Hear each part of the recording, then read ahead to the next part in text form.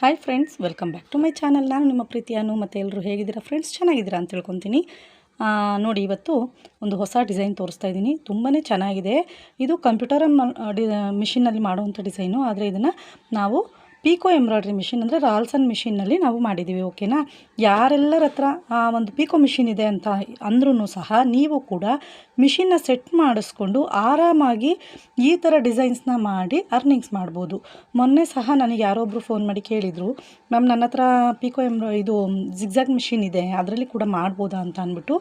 ಮಾಡಬಹುದು, ಆದರೆ ನಾವು ಸೆಟ್ಟಿಂಗ್ ಚೇಂಜ್ ಮಾಡಿಸ್ಕೋಬೇಕಾಗತ್ತೆ. ಸೆಟ್ಟಿಂಗ್ ಚೇಂಜ್ ಮಾಡಿಕೊಂಡ್ರೆ ಮತ್ತೆ ನಾವು ಪೀಕೋ ಮಾಡಲಿಕ್ಕೆ ಬರಲ್ಲ. ನಮಗೆ ಎಂಬ್ರಾಯ್ಡ್ರಿ ಮಾಡೋಕ್ಕಾಗೋದೇ ಇಲ್ಲ ಅಂತ ಅಂದರೆ ಮಾತ್ರ ನಾವು ಮತ್ತೆ ಜಿಗ್ಜಾಗ್ಗೆ ನಾವು ಕನ್ವರ್ಟ್ ಮಾಡಿ ರೆಡಿ ಮಾಡ್ಕೋಬೋದು. ಇಲ್ಲಿ ನೋಡಿ, ಮೆಜರ್ಮೆಂಟ್ ಹಾಕ್ಕೋತಾ ಇದ್ದೀನಿ ನಾನಿಲ್ಲಿ.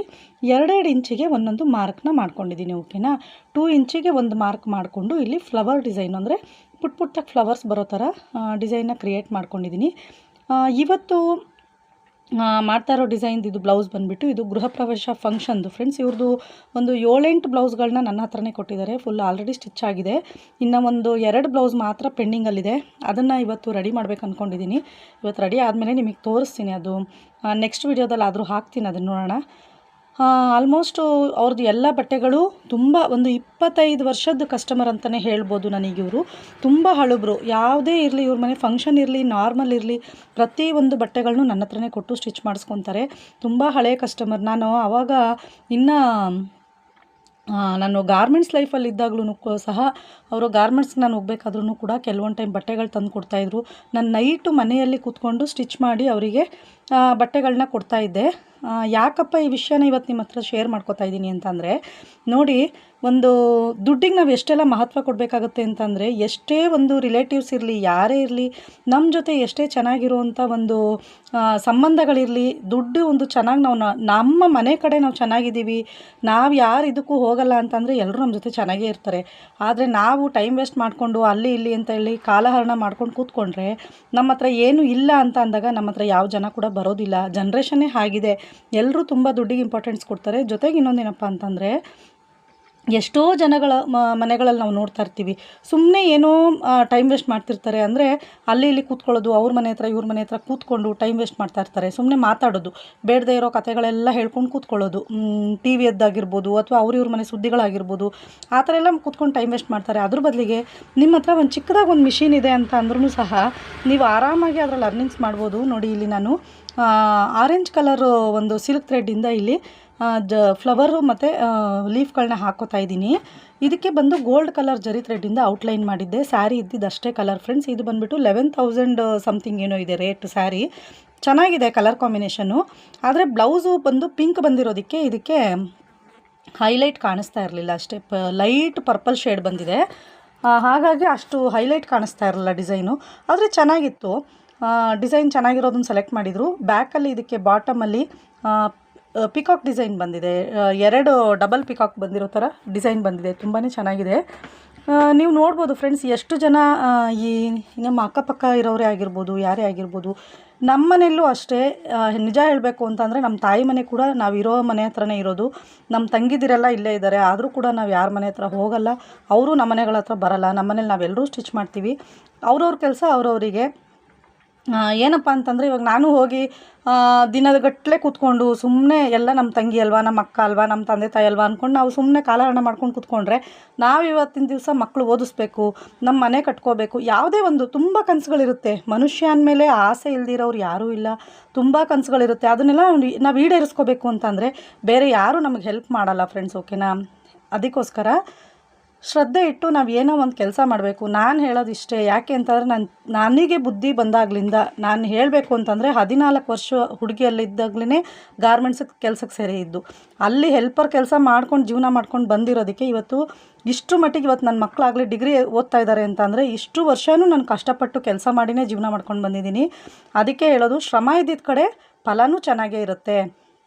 ಏನಪ್ಪ ಅಂತಂದರೆ, ನಾವು ಏನೂ ಇದು ಮಾಡಲ್ಲ, ಮನೇಲಿ ಗಂಡಸರುಗಳೇ ಮಾಡ್ತಾರೆ ಬಿಡು, ನಾನು ಯಾಕೆ ಮಾಡಬೇಕು ಅನ್ನೋದೊಂದು ಇದಿಟ್ಕೊಂಡಾಗ ಎಲ್ಲದಕ್ಕೂ ಅವ್ರ ಹತ್ರ ಕೇಳಬೇಕಾಗತ್ತೆ. ಮತ್ತು ದುಡ್ಡನ್ನ ಗಂಡಸ್ರ ಹತ್ರ ಕೇಳಬೇಕು ಅಂದರೆ ಮನೆಗಳಲ್ಲಿ ಹಸ್ಬೆಂಡ್ ಹತ್ರ ತಂದೆ ಹತ್ರ ಅಣ್ಣ ತಮ್ಮಂದ್ರ ಹತ್ರ ನೀವು ಕೊಡಿ ಅಂತ ಕೇಳಿದಾಗ ಅವರು ರೀಸನ್ ಕೇಳ್ತಾರಲ್ವಾ, ರೀಸನ್ ಕೇಳಿ ಹಣ ಕೊಡ್ತಾರೆ. ಆವಾಗ ರೀಸನ್ ಹೇಳಿ ನಾವು ದುಡ್ಡು ಇಸ್ಕೋಬೇಕು ಅಂದಾಗ ಒಂದು ಕಾರಣ ಕೊಟ್ಟು ದುಡ್ಡು ಇಸ್ಕೋಬೇಕು. ಅದು ನನಗಂತೂ ಇಷ್ಟ ಆಗಲ್ಲ. ಯಾಕೆಂದರೆ ಅದು ನನಗೆ ಫಸ್ಟಿಂದನೂ ಅದೊಂದು ಇದು ಏನೂ ಮಾಡೋಕ್ಕಾಗಲ್ಲ. ನನಗೆ ಯಾರ ಹತ್ರ ಏನೂ ಕೇಳಬಾರ್ದು, ನನ್ನ ಹತ್ರನೇ ದುಡ್ಡಿರಬೇಕು, ನಾನೇ ಎಲ್ಲನೂ ಮಾಡ್ಕೋಬೇಕು ಅನ್ನೋದು ಒಂದು ಅದು ಸ್ವಾಭಿಮಾನ. ಅದು ತಪ್ಪೋ ಸರಿನೋ ನಂಗೆ ಗೊತ್ತಿಲ್ಲ, ಆದರೆ ನಾನು ನಡ್ಕೊಂಡು ಬಂದಿರೋ ದಾರಿನೇ ಆಗಿದೆ. ಯಾವತ್ತೂ ಜಾಸ್ತಿ ನೀವು ಕೊಡಿ ಅಂತ ನಾನು ಯಾರ ಹತ್ರನೂ ಕೇಳಕ್ಕೆ ಹೋಗಲ್ಲ. ನನ್ನ ಮಕ್ಕಳಿಗೂ ಕೂಡ ನಾನು ಅದನ್ನೇ ಹೇಳಿ ಬೆಳೆಸ್ತಾ ಇರೋದು. ಯಾಕೆ ಅಂತಂದರೆ ನಾವೇ ಕಷ್ಟಪಟ್ಟು ದುಡಿಬೇಕು, ನಮ್ಮ ಹತ್ರ ದುಡ್ಡು ಇಟ್ಕೋಬೇಕು, ನಾವು ಜೀವನ ಮಾಡಬೇಕು.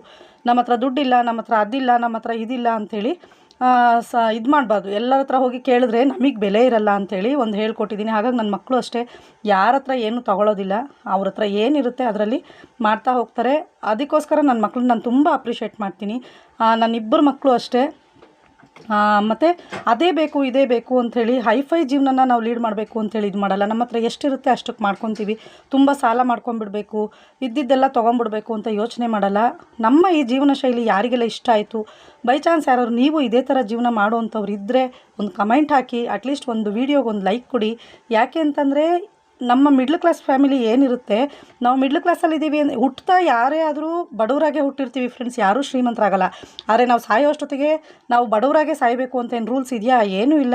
ನಾವು ಪಟ್ಟಂಥ ಕಷ್ಟಗಳಿಗೆ ಒಂದಲ್ಲ ಒಂದು ದಿನ ನಮಗೂ ಕೂಡ ಒಂದು ಪ್ರತಿಫಲ ಸಿಕ್ಕೇ ಸಿಗುತ್ತೆ. ಅದಕ್ಕೋಸ್ಕರ ಯಾರಾದರೂ ಮನೆಗಳಲ್ಲಿ ಚಿಕ್ಕದಾಗಿ, ಪ್ರತಿಯೊಬ್ಬರ ಮನೆಯಲ್ಲೂ ಈಗ ಟೈಲರಿಂಗ್ ಮಿಷಿನ್ ಇರುತ್ತೆ, ಮನೆಗಳಲ್ಲಿ ಮಿಷಿನ್ ಇರೋರು ಅಷ್ಟೇ ಸ್ಟಿಚ್ ಮಾಡಿ, ಜಿಗ್ಜಾಗ್ ಮಿಷಿನ್ ಇದೆಯಾ ಅದನ್ನ ಕನ್ವರ್ಟ್ ಮಾಡ್ಕೊಳ್ಳಿ. ನಮ್ಮ ಒಂದು ಆನ್ಲೈನ್ ಕ್ಲಾಸಲ್ಲೇ ಎಂಬ್ರಾಯ್ಡ್ರಿ ವರ್ಕ್ ಮಾಡೋದನ್ನು ಹೇಳ್ಕೊಡ್ತಾ ಇದ್ವಿ. ತುಂಬ ಅಂದರೆ ತುಂಬ ಕಡಿಮೆ ಬೆಲೆ ಫ್ರೆಂಡ್ಸ್, 239 ರೂಪಾಯಿಗೆ ನಿಮಗೆ ಯಾರೂ ಸಹ ಕ್ಲಾಸ್ ನಡೆಸಲ್ಲ.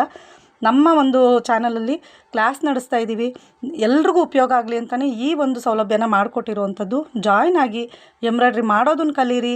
ನಿಮಗೆ ಏನೇ ಒಂದು ಇನ್ಫಾರ್ಮೇಷನ್ ಬೇಕಂತಂದ್ರೂ ನನಗೊಂದು ಮೆಸೇಜ್ ಹಾಕಿ, ನಾನು ನಿಮಗೆ ಇನ್ಫಾರ್ಮೇಷನ್ ಕೊಡ್ತೀನಿ ಎಂಬ್ರಾಯ್ಡ್ರಿ ಬಗ್ಗೆ ಏನು ಮಾಡಬೇಕು ಏನು ಅಂತ ಅಂದ್ಬಿಟ್ಟು ಆರಾಮಾಗಿ ನೀವು ಕೂಡ ಅರ್ನಿಂಗ್ಸ್ ಮಾಡಿ ಅಂತ ಹೇಳೋಕ್ಕೆ ಇಷ್ಟಪಡ್ತೀನಿ. ನೋಡಿ, ಇದರಲ್ಲಿ ಡಬಲ್ ಲೀಫ್ ಕೂಡ ಹಾಕಿದ್ದೀನಿ, ಸಿಂಗಲ್ ಲೀಫ್ ಕೂಡ ಹಾಕಿದ್ದೀನಿ. ಈಗ ಗೋಲ್ಡ್ ಕಲರ್ ಜರಿ ಥ್ರೆಡ್ಡಿಂದ ಒಂದು ಔಟ್ಲೈನ್ನ ಮಾಡ್ಕೋತಾ ಇದ್ದೀನಿ ಫ್ರೆಂಡ್ಸ್, ಓಕೆನಾ.